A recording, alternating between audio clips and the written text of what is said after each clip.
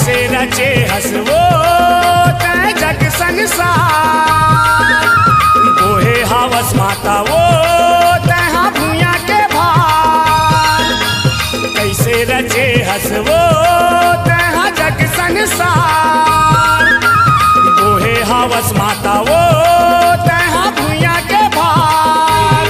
ए जग जननी, ए जग जननी, ए जग जननी मैया वो कौन पाही तुर पार। ए जग जननी मैया वो कौन पाही तुर पार।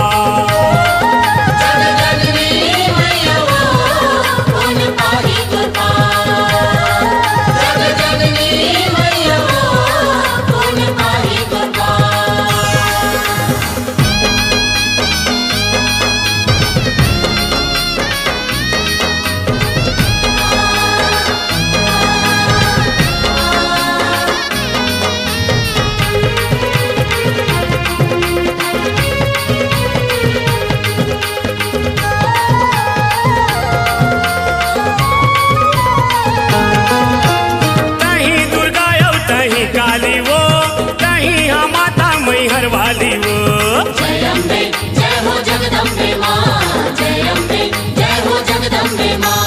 तहीं दुर्गा यो तहीं काली वो, तहीं हाँ माता मैहर वाली वो।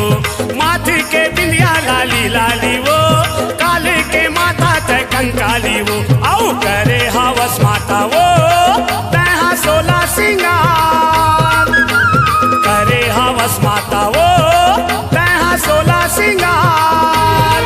ए जग जननी, ए जग जननी, ए जग जननी मैया वो कौन पाही तुर पार। ए जग जननी मैया वो कौन पाही तुर पार। जग जननी मैया वो कौन पाही तुर पार। जग जननी मैया वो कौन पाही तुर पार।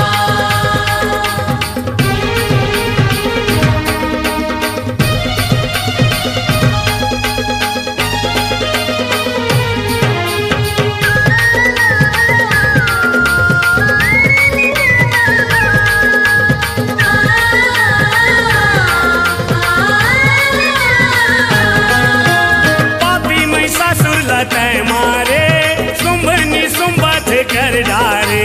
जय अम्बे जय हो जगदम्बे माँ, जय अम्बे जय हो जगदम्बे माँ। पापी महिषासुर लतै मारे, शुंभनी शुंभत कर डारे। पांचों पांडव के तय दुख डारे, ऋषि मुनि लातै उबारे।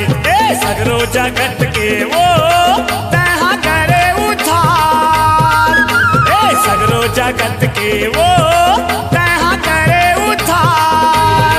ए जग जननी, ए जग जननी, ए जग जननी मैया वो कौन पाही तुर पार। ए जग जननी मैया वो कौन पाही तुर पार। जग जननी मैया वो कौन पाही तुर पार। जग जननी मैया वो कौन पाही तुर पार।